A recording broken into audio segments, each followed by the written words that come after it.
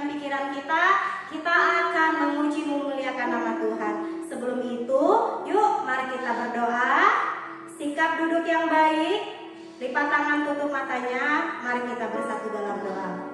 Terima kasih Tuhan, pada pagi hari ini Engkau telah memberkati kami akan beribadah Tuhan. Kami akan memuji, memuliakan nama-Mu. Biarlah Tuhan yang memberkati kami semua. Terima kasih Bapa yang baik. Kami siap untuk memuji, memuliakan nama-Mu. Hanya di dalam nama Tuhan Yesus Kristus. Haleluya. Amin. Ya, selamat pagi adik-adik semua. Kita akan memuji, memuliakan nama Tuhan. Kita akan bernyanyi Happy ya ya ya, Happy ya ya. Bangkit berdiri semua. Bangkit berdiri. Kita pakai gerakan ya. Tepuk tangannya. Ya. Happy ya ya ya, Happy ya ya ya. Saya senang jadi anak Tuhan. Siang jadi kenangan, malam jadi impian. Cintaku semakin. Sekali lagi. Happy ya ya ya, Happy ya ya ya. Saya senang jadi anak Tuhan. Siang jadi kenangan, malam jadi impian. Cintaku semakin. Kingkong badannya besar, tapi aneh kakinya pendek. Lebih aneh binatang bebek, lehernya panjang, kakinya pendek. Haleluya, haleluya. Tuhan Maha Kuasa. Haleluya. Tuhan Maha Kuasa. Anak monyet di atas pohon, anak kecil di dalam tanah, anak burung di dalam sangkar, anak Tuhan di dalam mereka.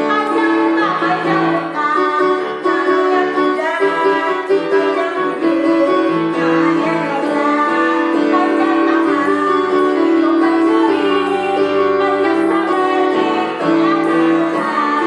Haleluya, puji Tuhan. Tepuk tangan untuk Tuhan Yesus. Nah, adik-adik semua, kita akan mendengarkan firman Tuhan. Sebelumnya kita akan menyembah Tuhan. Kita naikkan pujian firman Tuhan mendengar. Terima kasih Tuhan. Terima kasih Yesus. Terima kasih Roh Kudus. Terima kasih Tuhan untuk kasih setia-Mu. Terima kasih Tuhan untuk kasih setia-Mu. Alami dalam hidupku. Terima kasih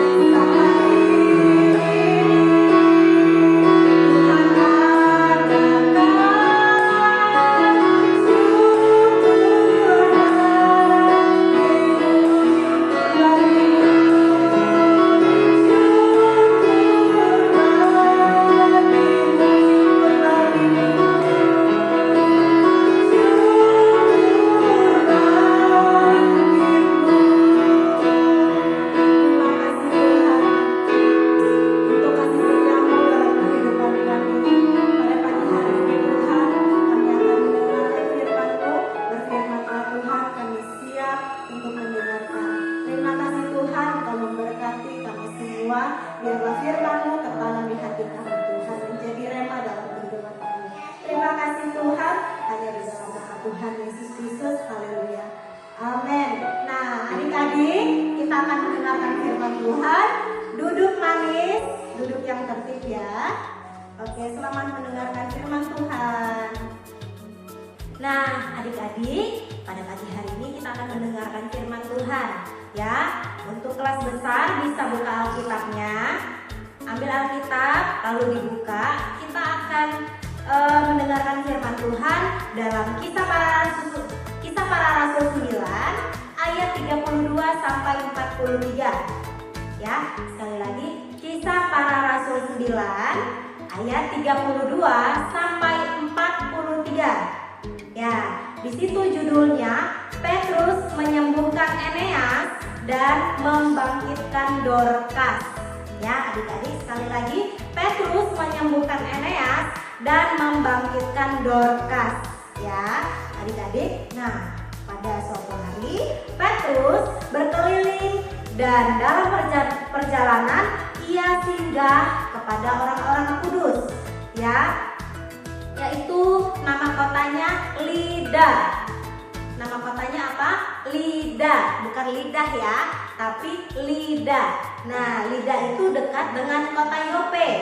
Nah, di sana didapatinya seorang yang bernama Eneas.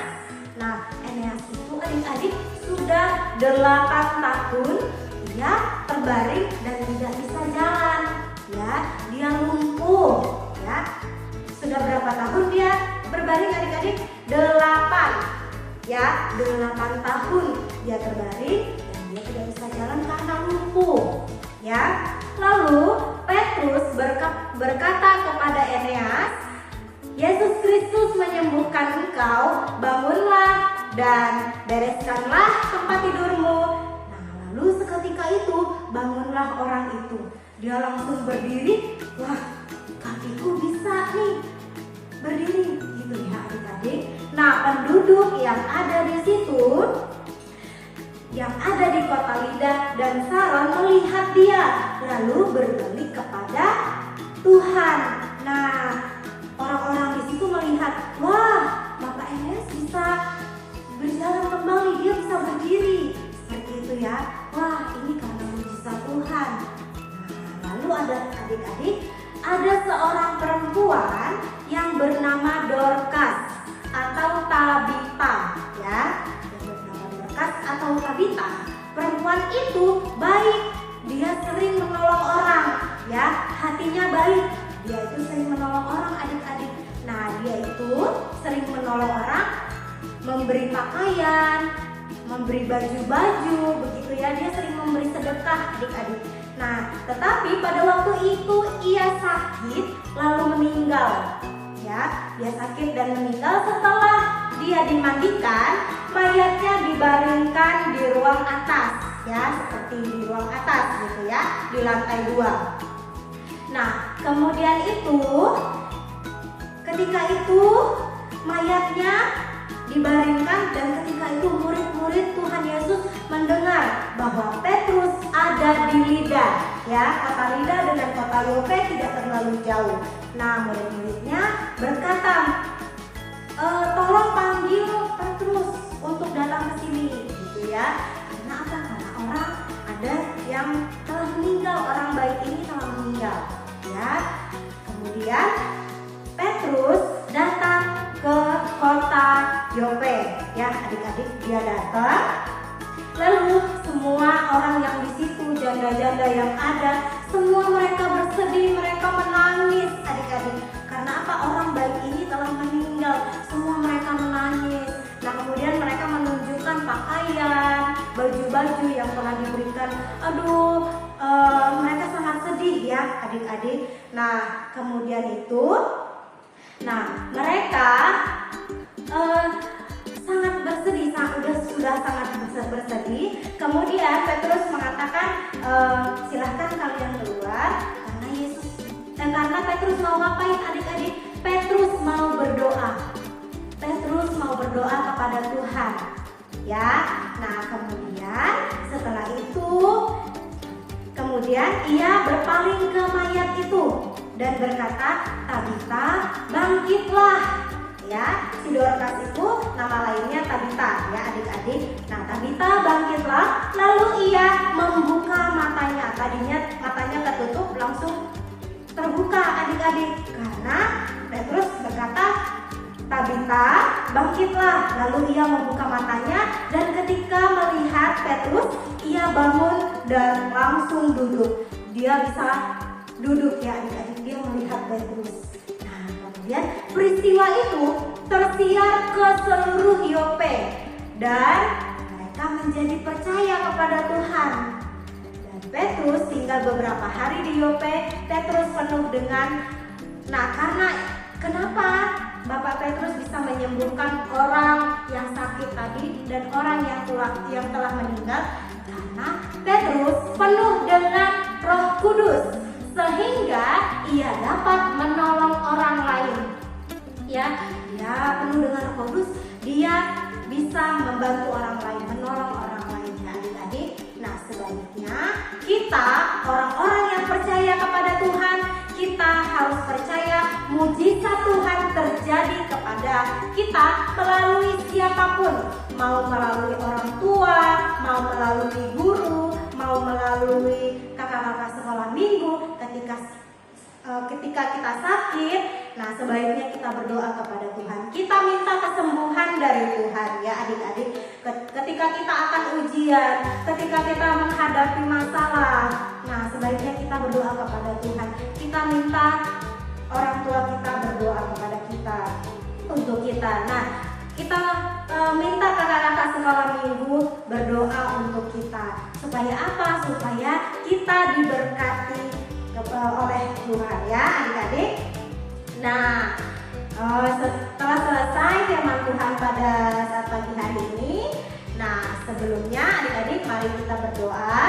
Nah, lipat tangan, tutup matanya, kita akan berdoa. Terima kasih Tuhan atas berkat-Mu pada pagi hari ini. Kami sudah mendengarkan firman-Mu Tuhan.